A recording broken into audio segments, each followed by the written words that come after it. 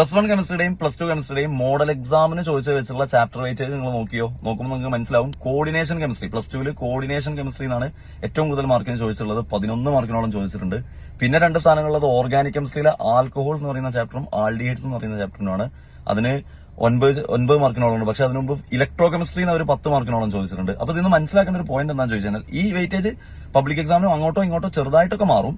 എന്നാലും ഏകദേശം ഈ റൗണ്ടിലായിരിക്കും ഉണ്ടാവുക. അപ്പൊ നിങ്ങൾ പഠിക്കുന്ന സമയത്തും നിങ്ങൾ പ്ലാൻ ചെയ്ത് പഠിക്കുന്ന സമയത്തും കൂടുതൽ വെയിറ്റേജ് ഉള്ള ചാപ്റ്റർ, ഫോർ എക്സാമ്പിൾ പറയുകയാണെങ്കിൽ കോർഡിനേഷൻ കെമിസ്ട്രി ഒക്കെ ഈസി ആയിട്ട് നമുക്ക് പഠിച്ചെടുക്കാവുന്നതേ ഉള്ളൂ, പെട്ടെന്ന് തന്നെ പഠിച്ചെടുക്കാം. അപ്പൊ ഇത്രയും മാർക്കിന് ചോദിക്കുന്ന ചാപ്റ്ററും കൂടിയാണ്. അപ്പൊ നിങ്ങളുടെ പ്ലാനിങ്ങിൽ അത് ഉണ്ടാവണം.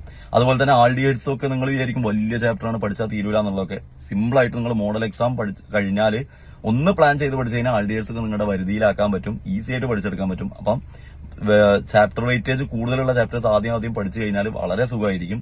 +1 നോക്കുകയാണെങ്കിൽ structure of atom, chemical bonding, equilibrium, organic chemistry, hydro carbons. +2 കാർക്കും വേണമല്ലോ ഈ +1 ഇംപ്രൂവ്മെന്റ് അവർ എഴുതുന്നുണ്ട്.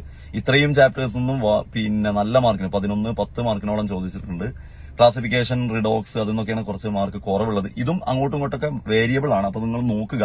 അപ്പൊ മോഡൽ എക്സാം കഴിഞ്ഞിട്ട് നിങ്ങൾ നിർബന്ധമായിട്ടും ചെയ്യേണ്ടത് പ്ലാൻ ചെയ്യുന്ന സമയത്ത് വെയിറ്റേജ് കൂടുതലുള്ള ചാപ്റ്റർ പെട്ടെന്ന് തന്നെ പഠിച്ചെടുത്ത് ഈസി ആക്കാൻ നോക്കുക. ഫുൾ മാർക്ക് എങ്ങനെ നിങ്ങൾക്ക് നേടിത്തരാം എന്നുള്ള അർത്ഥത്തിലായിരിക്കും നമ്മൾ ക്ലാസ്സുകൾ മുന്നോട്ട് കൊണ്ടുപോകുന്നത്. അപ്പൊ മോഡൽ എക്സാം കഴിഞ്ഞിട്ട് നമ്മുടെ ക്ലാസ്സുകളുടെ കൂടെ നിങ്ങൾ പഠിക്കുകയും കൂടെ ചെയ്ത് കഴിഞ്ഞാൽ ഈസി ആയിരിക്കും. +1 സ്റ്റുഡൻസ് ആണെങ്കിലും +2 സ്റ്റുഡൻസ് ആണെങ്കിലും എല്ലാ ചാപ്റ്റേഴ്സിന്റെയും ഡെപ്തിലുള്ള വീഡിയോസും കാര്യങ്ങളും ക്വസ്റ്റ്യൻസും ഒക്കെ ഉള്ള വീഡിയോസ് നിങ്ങൾക്ക് വരുന്നതാണ്.